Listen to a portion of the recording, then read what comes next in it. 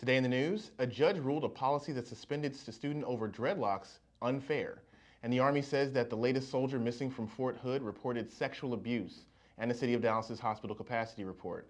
Today is August 25th, 2020, and this is Dallas Weekly News.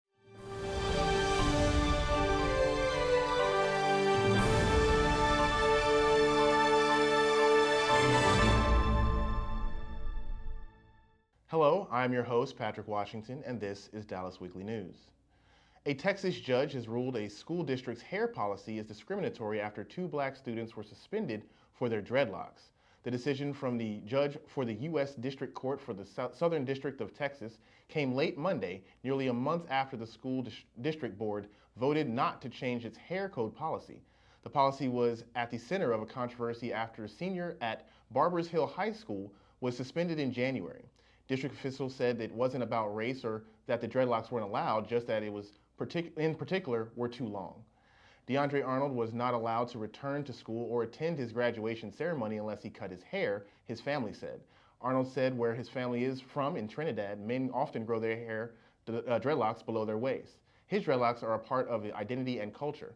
Arnold's cousin, Caden Borden, was also suspended when his school revised the dress code and grooming policy to prohibit male students from wearing long hair. Shortly after, both students filed grievances on January 27th, followed by a lawsuit. Janae Nelson, Associate Director Counsel for the NAACP Legal Defense and Educational Fund, who filed the request on Bradford's behalf, said Monday night's ruling means Bradford no longer has to endure an unjust and educationally damaging in-school suspension simply for having uncut locks, which are an immutable part of the black identity and cultural heritage. A soldier who was missing from Fort Hood in Texas had transferred units after reporting sexual abuse, an Army official said in a statement. Sergeant Elder Fernandez, age 23, was reported missing on Wednesday. Killeen police said he hasn't been seen since Monday when his staff sergeant dropped him off at home. Fort Hood Public Affairs Officer Lieutenant Colonel Chris Branham said in a statement that there is an open investigation of abusive sexual conduct involving Fernandez. Branham said Fernandez had been transferred to another unit to ensure he received the proper care and ensure there were no opportunities for reprisals. The man's family and the U.S. Army are asking for the public's help in finding the missing soldier. Fernandez is the third soldier from Fort Hood to go missing in the past year. Vanessa Guillen's body was found in July after her disappearance in April.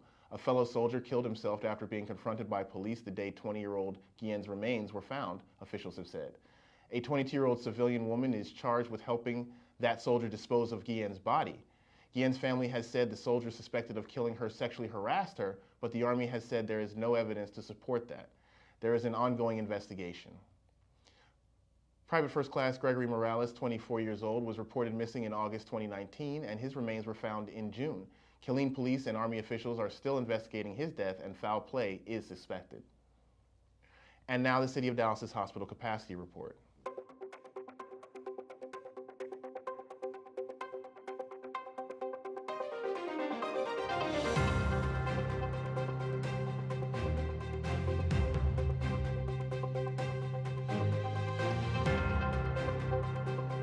This has been Dallas Weekly News. I'm your host, Patrick Washington. You can find these and more stories on dallasweekly.com.